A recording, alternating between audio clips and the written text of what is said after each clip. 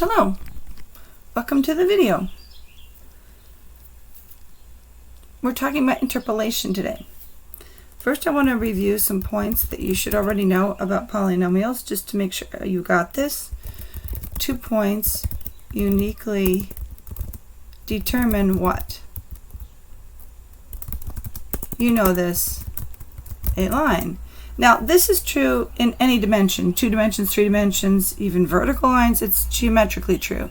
But what I want you to think in terms of for today is not the generalization of this, but I want you to think in terms of the fact that if you have any 2 points that are not one right over the other, okay, you can create a function out of that, because today we're only talking about functions, and we're talking about function of x. So f is a function of x, and so for 2 distinct x points, if you determine that they have a specific y value, you can use those to create a line. And that's the thing we're generalizing. Okay, that's what we are talking about today. Okay, so what else do we know? 3 points uniquely determine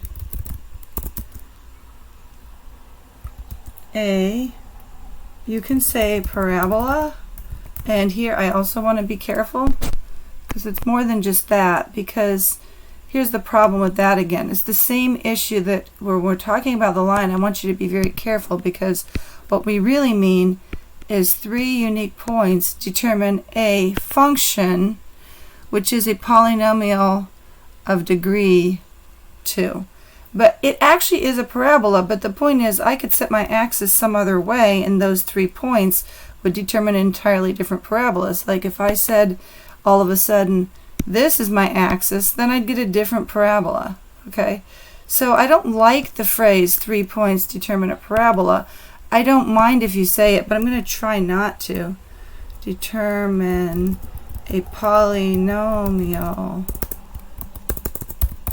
of order 2. Right? So generically, n points uniquely determine a polynomial of order n minus 1. Okay? And so this even generalizes backwards, and we can have 1 point can determine what?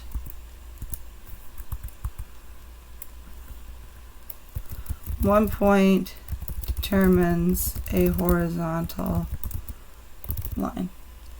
And this is a degree 0 polynomial, and this is a degree 1 polynomial, and so on and so forth. Okay? We have degree 3 is a cubic, degree 4 is a quartic, degree 5 is a quintic. Nobody uses the name quintic. I mean, maybe somebody does, but by the time you get to degree 4 and 5, people just refer to the degree they are. Okay? So you may have n pieces of information, and you may use them differently. They're not necessarily always exactly points. You could have a derivative at a point. But it's really how many points is really telling you how much information you have. Your information may not be in points, but other bits of info. Okay, so for example, here's a question. Find the polynomial of degree 2 with roots at 3 and -2 and f of 0 equals 1. I'm going to let you pause and answer that.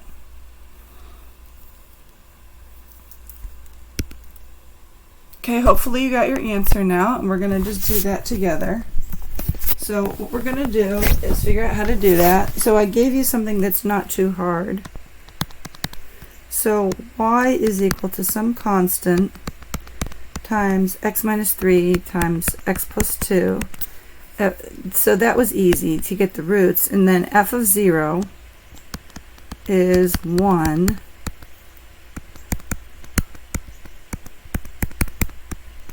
Okay, so 1 is equal to minus 6c, so minus 1/6 equals c. And so our function, I guess I asked for f, I wrote y. F of x is equal to x minus 3, x plus 2, divided by negative 6. There we go.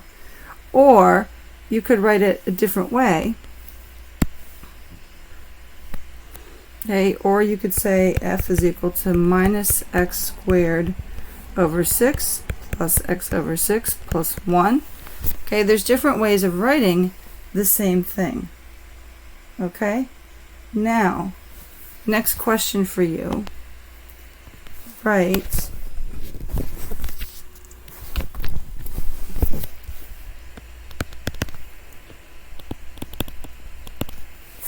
f of x is equal to x cubed as a Taylor polynomial centered. Yeah, you know, I'm not going to center it at 0, of course. If I center it at 0, I'm done. So you guys do that, and then I'll come back and we'll do it together. So go ahead and try that. Okay, hopefully you're back now. Okay, so I need f at 4. I need f prime at 4. I'm going to need f double prime at 4. I'm going to need f triple prime at 4.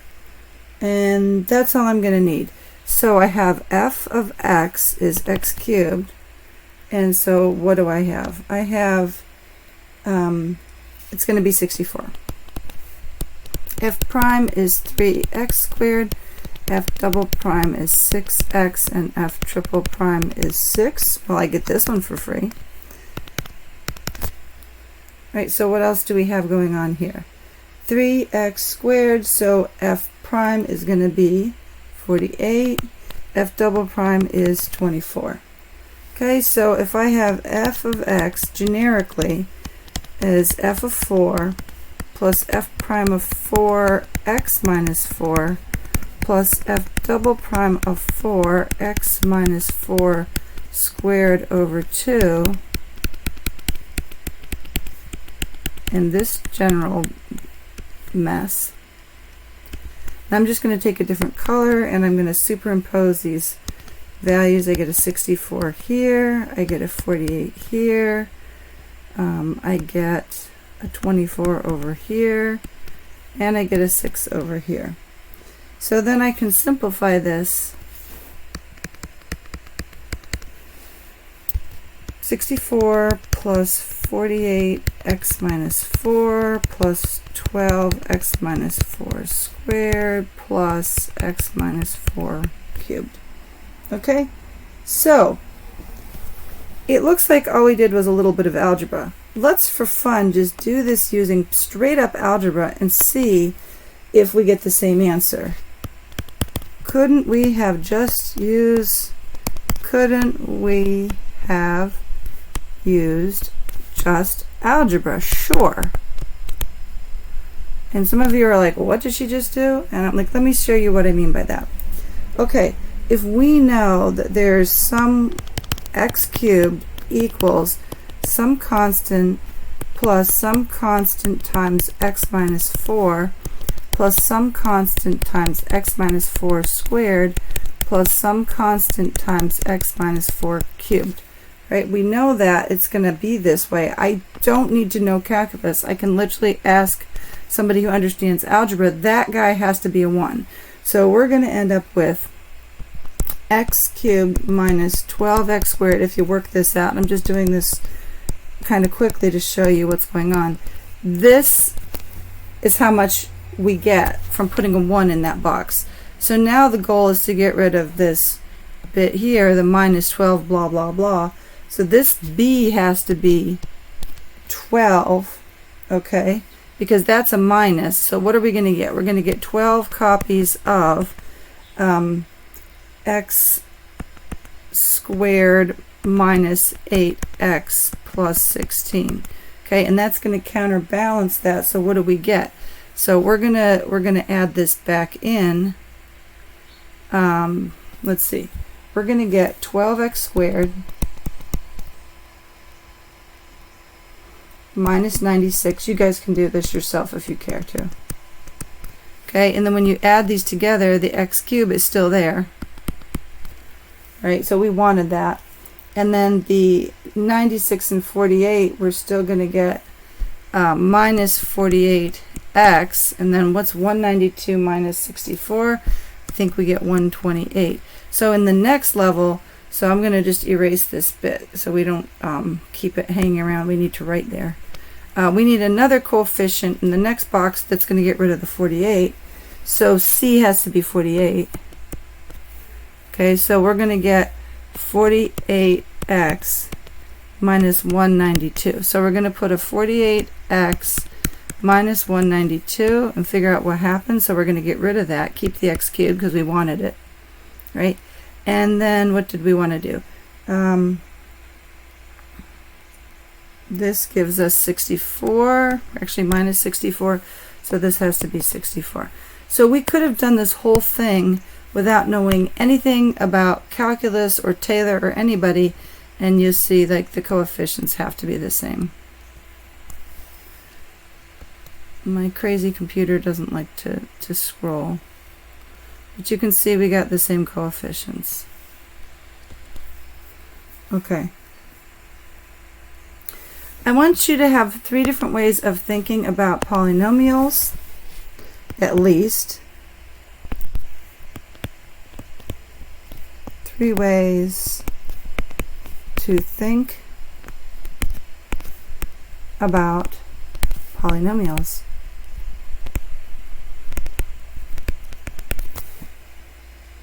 Okay, now I may as well be typing this because it's a little easier for you to see. Okay, coefficients. And this is like from grade school, or you can think of Taylor or Maclaurin. So that's probably your most natural way of thinking of it. I want you to think of it in terms of sequences of roots plus one more bit to scale the thing. Who really cares about that, right? And I want you to think about a Diffie-Q IVP problem, but this is easy too. What? You serious? Yeah, it actually is. Okay, so roots I think you understand. You can get the coefficients is easy. I want to just sort of give you a quick rundown on these. Okay, so coefficients, if you have coefficients, I want you to just sort of imagine this. You're thinking y is ax cubed plus bx squared plus cx plus d. That's what I mean when I say think of coefficients. And so that's pretty natural. Sequence of roots, I want you to think of y is some scale plus x minus 1, x minus 2, x minus 3, whatever your roots are. You can say like x minus I. If you bring them in a complex conjugate pair, the whole function stays real if you want to keep things real. Okay, but you can also think of it as a Diffie-Q problem. And in this case, here's what I mean by that. It is a very simple Diffie-Q problem. I want you to think in terms of, okay, what happens fundamentally when you take derivatives of a polynomial? Okay, they eventually go to 0. So let's just say you have a polynomial whose fourth derivative is 0, okay, and the third derivative at 0 equals 1, and maybe the second derivative at 0 equals 7, and the derivative at 0 equals 4, and the function at 0 equals 8, just as an example. This doesn't want me to slide. Okay. So this bit of information we have, we go in this order.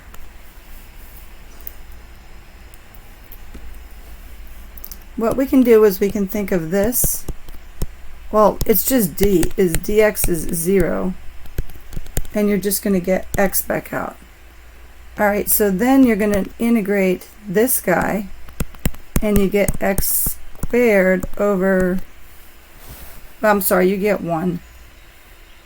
You get a constant. You get some kind of constant, sorry. But we know that the third derivative at 0 is 1. So we're going to start thinking, okay, this is y equals 1. And then we're going to take another derivative, and then we're going to get x, another, like y2 or whatever, is x plus 1.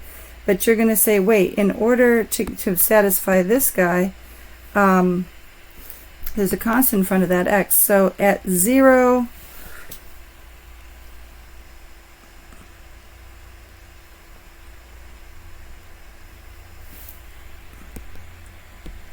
of course, I'm recording, so I'm not thinking. So the constant goes here, of course. This 1 turned into this 1. Okay, so this c is going to be 6. So y2 is going to be x plus 6. And then you're going to take the derivative of it again to get y cubed is x squared over 2 plus 6x plus a new constant.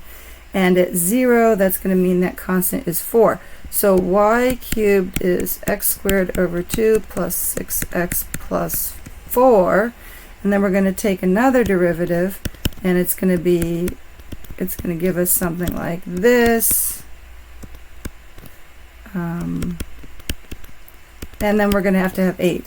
So if we just keep building backwards and we know what order of polynomial we're working with, and we just get all this information, this is essentially a Taylor polynomial. We're just working with a Taylor polynomial. One of my coefficients may be wrong. I don't know. This coefficient might be wrong. But anyway, I think you get the point. So what I want you to understand is that this trick works numerically. So if I tell you that these points come from a polynomial and they're equally spaced, I can do this cute trick. So I'm going to draw some boxes. Okay, so what if we have some x and y values which are a function, and they've got to be equally spaced. So this column doesn't mean anything except that they have to be equally spaced. Okay, so my y values, let's say, I'm just making these up. I'm not just making these up, I lied to you, but I'm just making these up. What's going on here is if I tell you that I have a polynomial, I'm going to take the differences of the y's and say how much do I have to increase along, to get these various values. And I'm already getting suspicious because I'm seeing some repeating action here. 10, okay, 10 minus 6 is, well, 6 minus 10 is negative 4. So this is the direction we're going.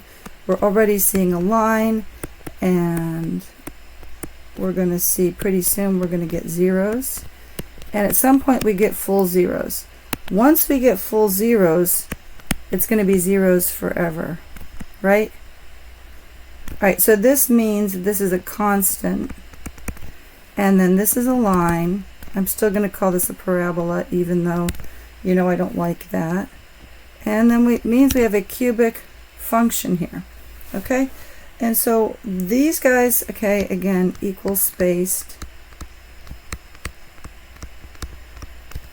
And I want you to notice that we ended up with a whole bunch, not just a single zero, but a whole bunch. We ended up with extra zeros, which means we have redundant information in our data. Okay, so we could have just done this with this much of the grid. So anyway, how many points do you need to determine a cubic? You need 2 points to determine a line, 3 points for a cubic. Actually, we could have used less. If you the additional piece of information you have to have is that this is a cubic. If I not only say this is a polynomial, but I say this is a cubic, and I only give you 4 points, then you can determine the cubic. So once you know it's a cubic, you have 2 additional redundant points. Okay, so that's a lot of extra information. So you have redundancy in your original data, and that's important to understand that this can happen. There's sort of a homework question that I want you to think about. Ask you about this kind of thing. So that's your clue. Okay, so how do you calculate these polynomials? You can do them out longhand and be miserable, or you can use some other tools. you're not the first person to hate algebra. Lagrange interpolating polynomial, I'm going to rename in just a second, but this is the official name. But it doesn't belong to Lagrange. It's everyone's interpolating polynomial. And I mean that. And what I mean is that once you have a polynomial, you got it. And there's many paths to the same polynomial. You have many different ways of arriving at the same polynomial. And when we say Lagrange is interpolating polynomial, we mean it's everyone's interpolating polynomial, but it's Mr. I Hate Algebra's way of getting there. I'm just going to rename him Mr. I Hate Algebra. And so it's Mr. I Hate Algebra's interpolating polynomial. Okay? I'm super serious. This is just his method for finding it. Okay? So, first of all, let me review with you your mind-numbing, brain-sucking middle school math. Okay? And this is, if you haven't used the 2-time feature, this is a good time. Pull up the ×2 speed and listen to this in fast motion, because I'm not going to tell you anything you haven't heard a zillion times. Okay, middle school brain-sucking math.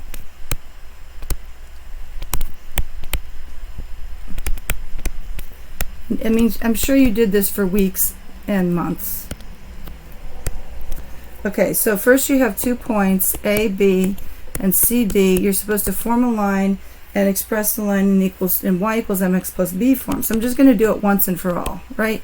Change in y over change in x is d minus b over c minus a. And so then you get y equals d minus b over c minus a times x plus, and I already used b, so I'm going to make a capital B. Now we have to find capital B. Now we say b equals d minus b, whatever that expression was, multiply it by a, and then solve for b. So this kind of stuff, you're going to just like copy this, I guess.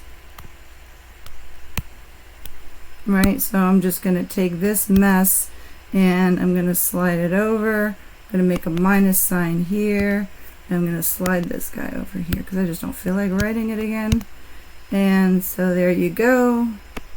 There is B, and now we have to go through the trouble of putting it all back together again. So we end up with, finally, you get y equals d minus b over c minus a x plus this horrible, awful equation over here, which I'm just going to cut and paste again because we're so bored. Maybe my kids shouldn't see this video until they're older. Let's see. There we go.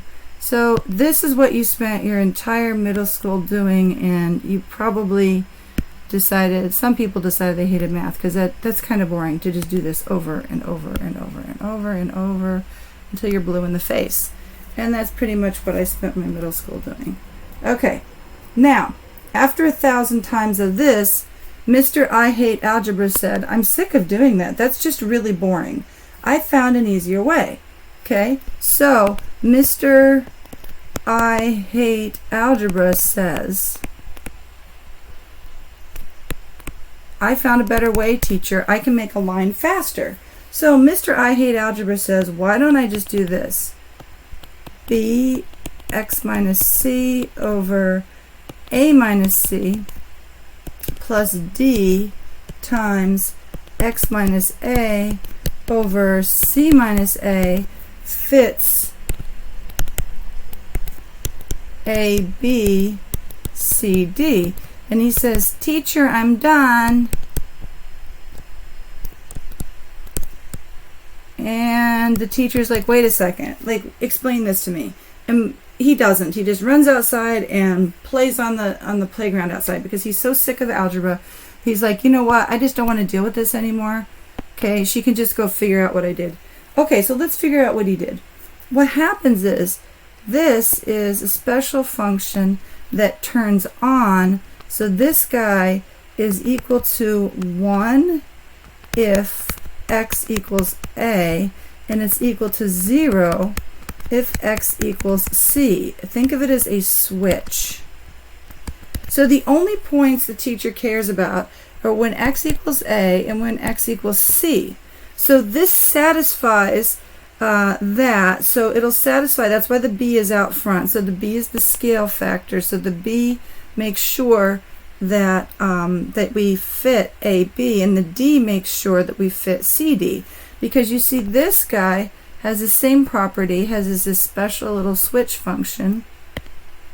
Okay, I guess I am having trouble drawing boxes as always. Okay, now this guy is equal to 1 if x equals c, and is equal to 0 if x equals a. And so again, it switches it on. It's like a light switch. Okay, so so the teacher's staring at it and saying, wait, does this make sense? Actually, he's right. This always works. And then Mr. I Hate Algebra came in from recess, and the teacher said, hold on a second, but I bet you can't do a parabola. And so the teacher says, a parabola, please.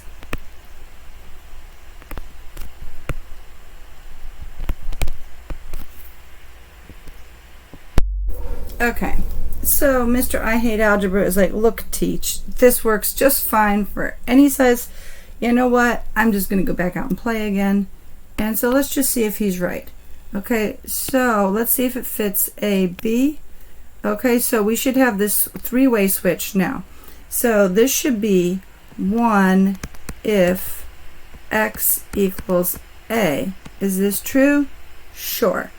It should equal 0 if x is equal to c or p. And is that true? Yes.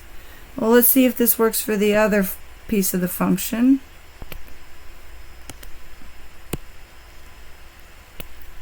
And of course we're going to have another one over here. So why do I have so much trouble making boxes?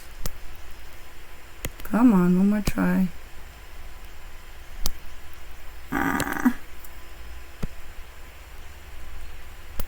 Okay, so this is going to be equal to 1 if x equals c, equal to 0 if x equals a or p. This guy is equal to 1 if x equals p, and equal to 0 if x is equal to a or c. Now, just try it if you don't believe me. So for example, when x is equal to a, I'm going to get an a here and here, and then this whole thing, the numerator and the denominator, look the same, right? Right, but if I, yeah, that's going to work. If I let the x equal to c, then this piece turns off.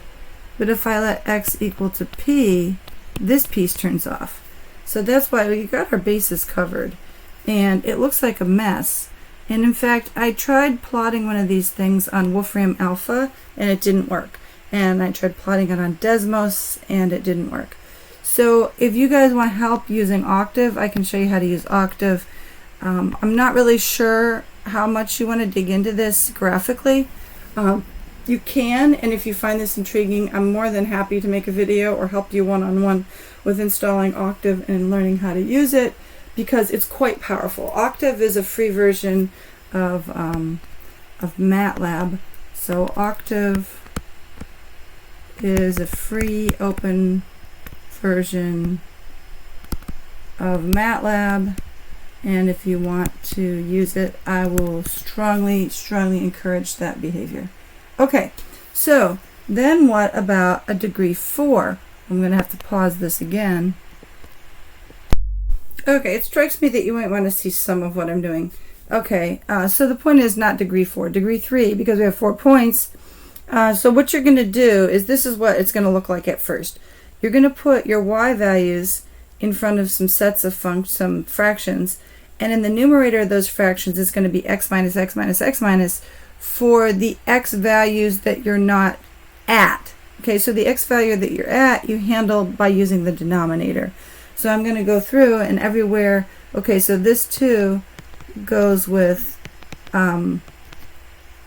x equals 1, so I'm going to put a 1 in for x so that the numerator and the denominator match, right?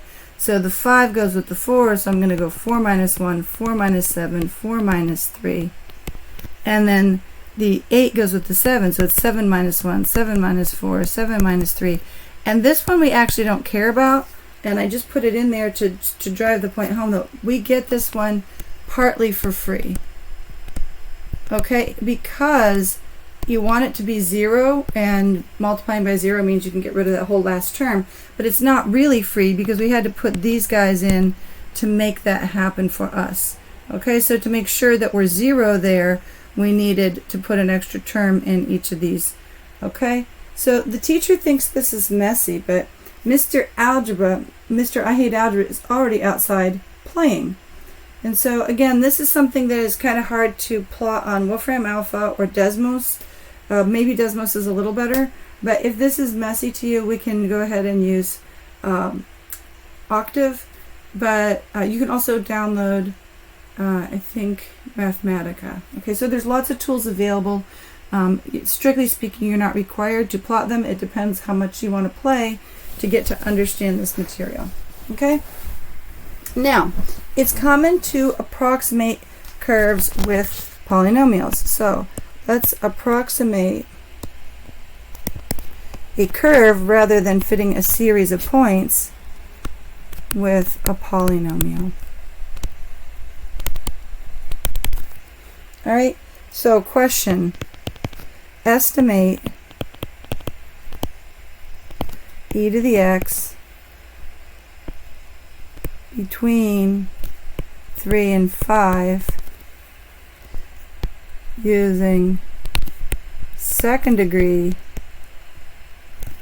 poly at x is equal to 3, 4, and 5.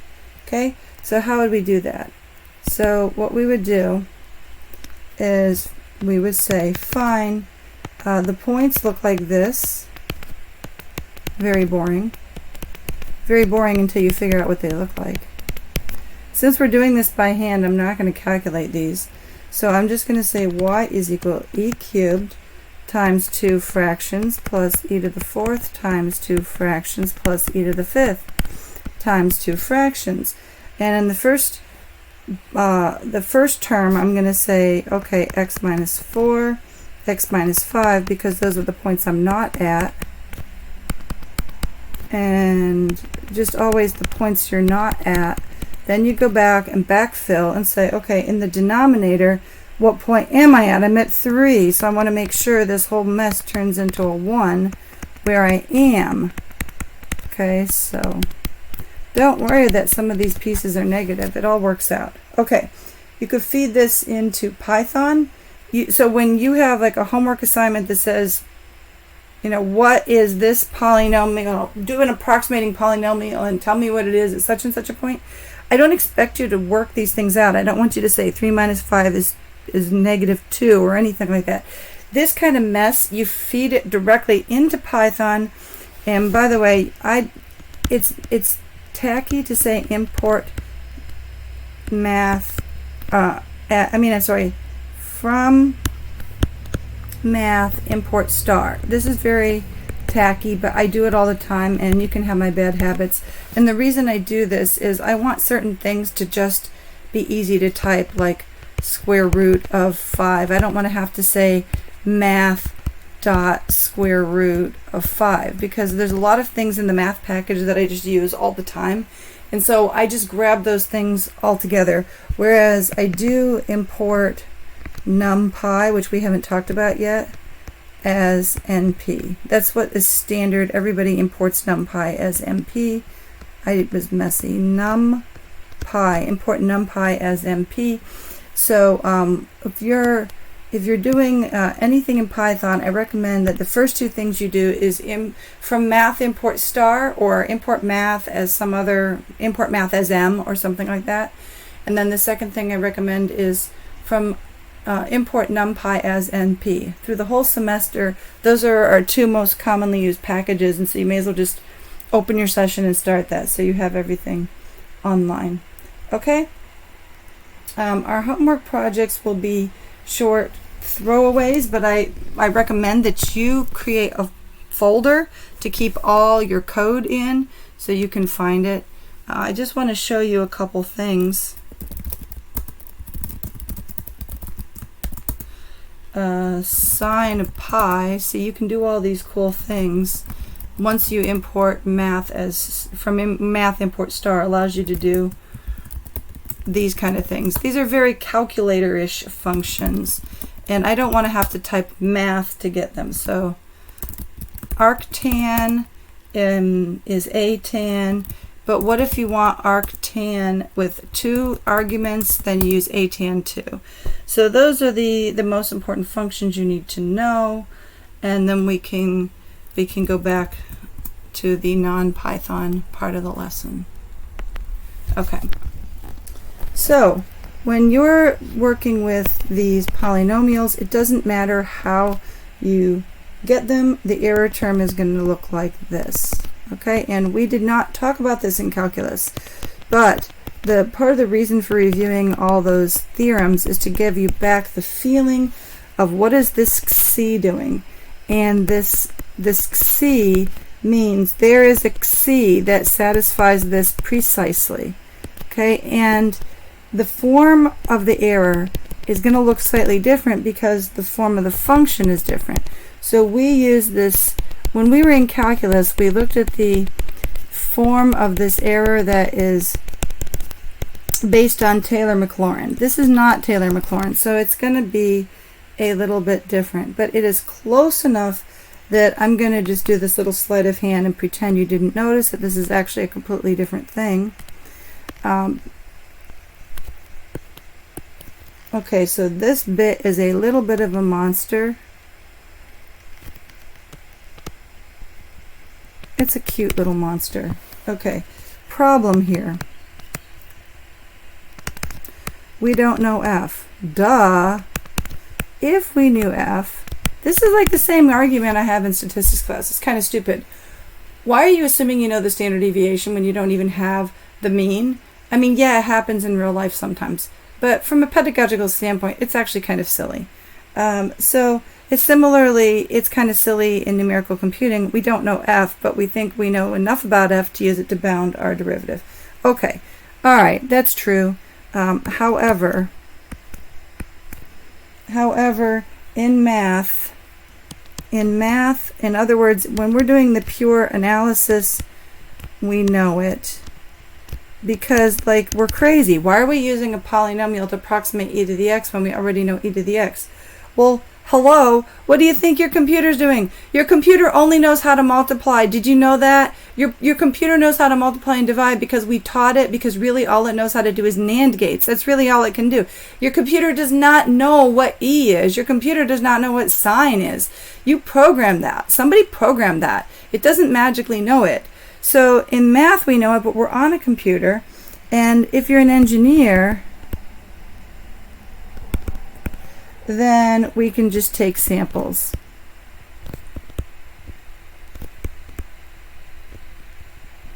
To estimate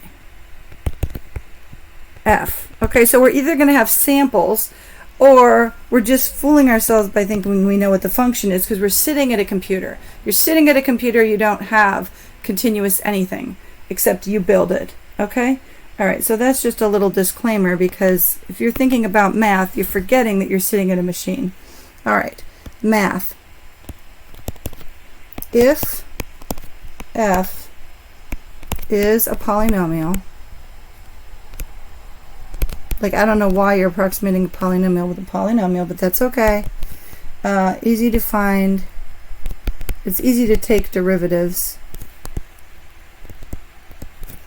And easy to find the error bound. And if f is e to the x, we know e to the x is strictly increases. So if you have over a domain So when you're trying to find an error bound, you just take the right hand side, so that's easy pedagogically. So you just take the rightmost endpoint because you know it's increasing. Sine and cosine are also really easy because they and their derivatives and all their derivatives never exceed 1. So these are pedagogical stunts because I'm not going to give you any kind of exercise that is pedagogically difficult. These are the only 3 cases. A polynomial, an e, or sine or cosine. That's really all I can ever give you because otherwise it's going to be messy. So if you just know those little tricks, then you can get through all the exercises, and that's just there to build intuition about the subject. But hey, we still don't like algebra. Newton comes to town. All right? And he says, Mr. Lagrange, Mr. I hate algebra. I am going to steal your name because I hate algebra even more than you. I hate algebra even more than you, Mr. Lagrange. Or Legendre. I don't even remember his name. Was it Legendre or Lagrange? Anyway, so we're going to come up now with this Newton's interpolary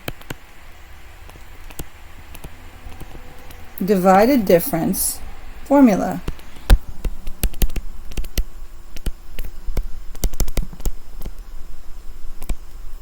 Okay?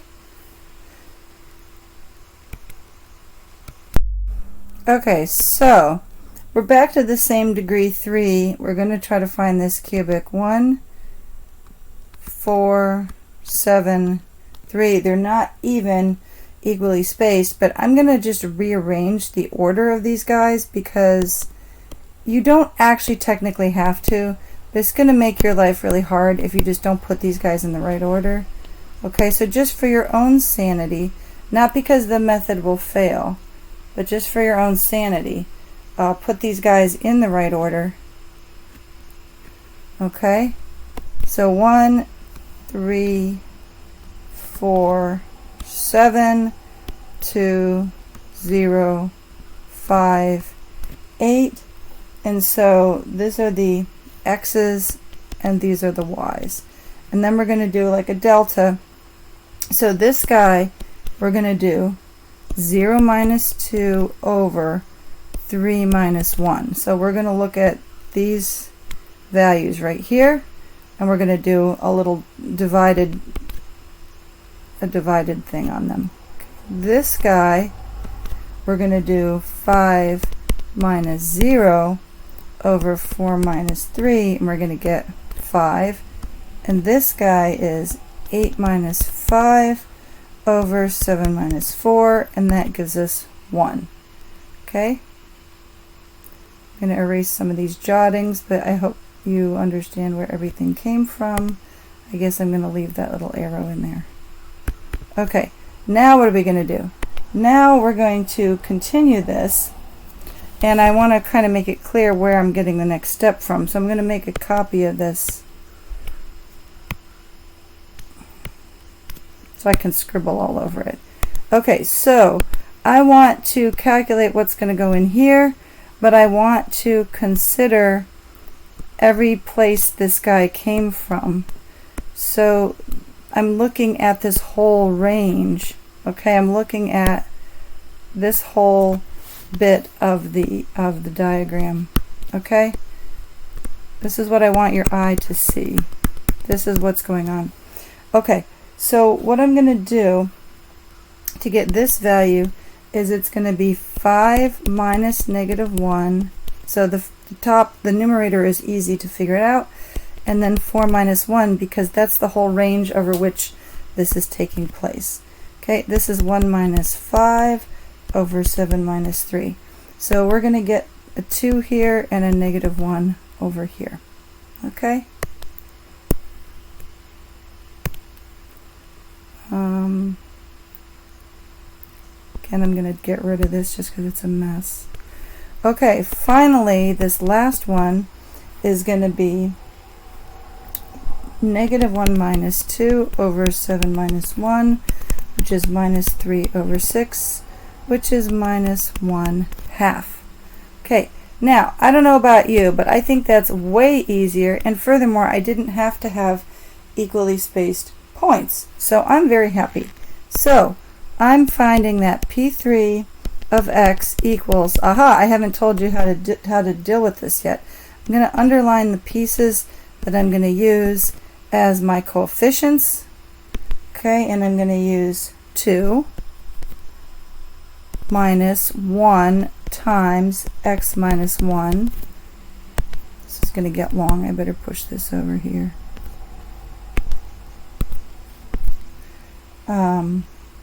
Plus 2 times x minus 1 times x minus 3. Get used to this because we're going to be doing several things that are very similar to this, so you may as well get used to this logic and this pattern I'm going to explain in a second.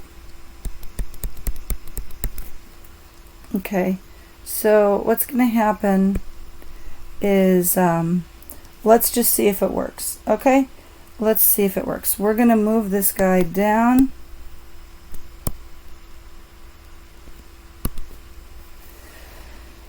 Okay, so P3 of 1 is, well, guess what? All this stuff wipes out, so we're good to go on 1. Nice, isn't that nice? Okay, so let's try the next one. P3 of 3 is equal to 2 minus 1. 3 minus 1 is 2, and that's 0, so that's good because these pieces wipe out for 3. Okay, let's try P3 of 4. Okay, 2 minus 4 minus 1 is 3 plus 2. 4 minus 1 is 3, 4 minus 3 is 1, and then the last piece wipes out. So 2 minus 3 plus 6, that would equal 5. So we're good there. Fine. So you notice these get more annoying as we go to test them. Okay, 2 minus 7 minus 1 is 6 plus 2, 7 minus 1 is 6. 7 minus 3 is 4. 7 minus 1 is 6. 7 minus 3 is 4. 7 minus 4 is 3. And okay, you can work it out yourself, but I've done this before. So I already checked this before I started this video. So it works, okay? So you can trust me or you can do it yourself. That's fine. Okay. But here's another sequence we could have used. We could have used this sequence. And this would have caused us to get a different polynomial. It would say P3 equals, let's do that, 8 plus 1 times x minus 7 minus 1 times x minus 7 x minus 4 plus, whoops, sorry, minus 1/2. It's going to always be minus 1/2.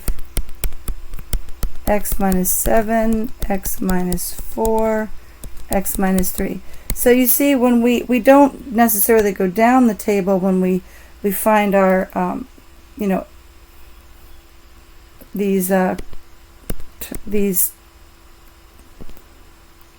factors in our terms, we go in the order in which we're adding the pieces. Okay, so if we start from the bottom, we're going to go x minus 7, x minus 4, x minus 3, and we're never going to reach x minus 1.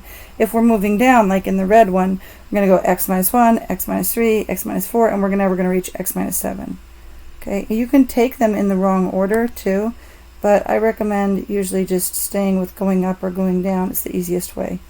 Okay, and you can go ahead and test these, and they all work. All 4 points work in that function as well. I tested them, but you can do it as an exercise. And that would be the end of this lesson.